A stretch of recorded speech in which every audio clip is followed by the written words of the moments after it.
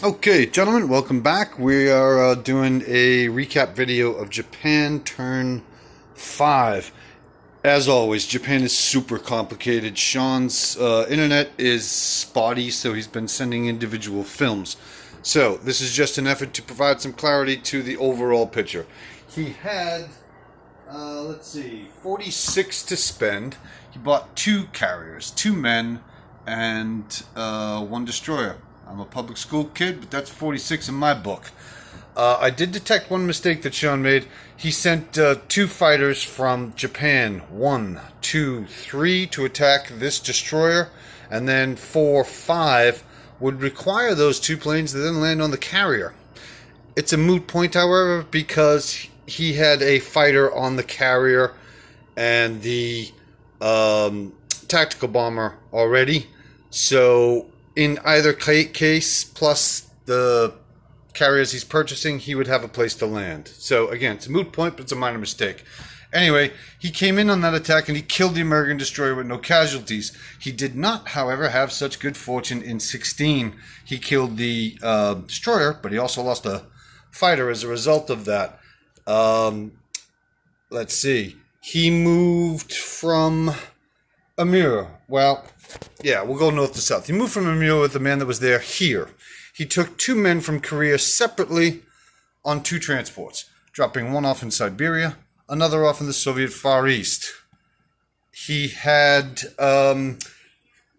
picked up two artillery units and two men for his attack down in the Philippines. Upon his arrival, he had bombardment shots from all his capital ships and the two that came down. However, the United States took two casualties.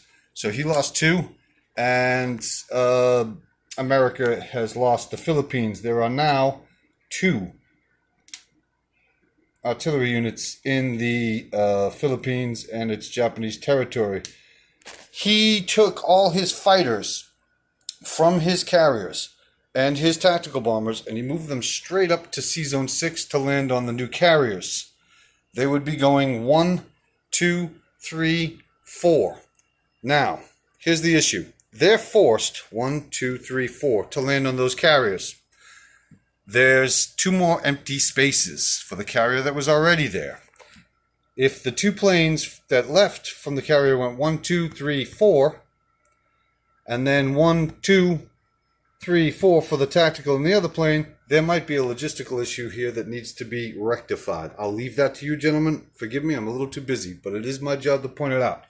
In any case, he flew the planes, two fighters and two tactical bombers from Yunnan, 1, 2, 3, to land on his carriers after this operation took place.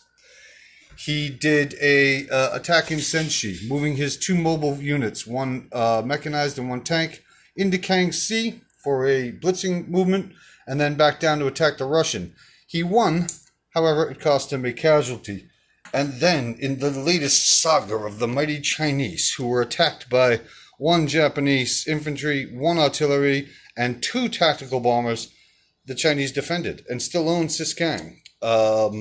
He was then forced to send his planes back and will likely have to revisit that area again. He moved from French Indochina, one infantry, into Shan State, and he moved the three artillery that were in Shan State into Yunnan, bringing the grand total into Yunnan as 4 artillery, 4 infantry, 2 strat bombers, 2 fighters, and 2 tactical bombers. He also did a raid on the factory in India, rolled 9 for damage, plus 2 for each is 13 total. So, that looks like it.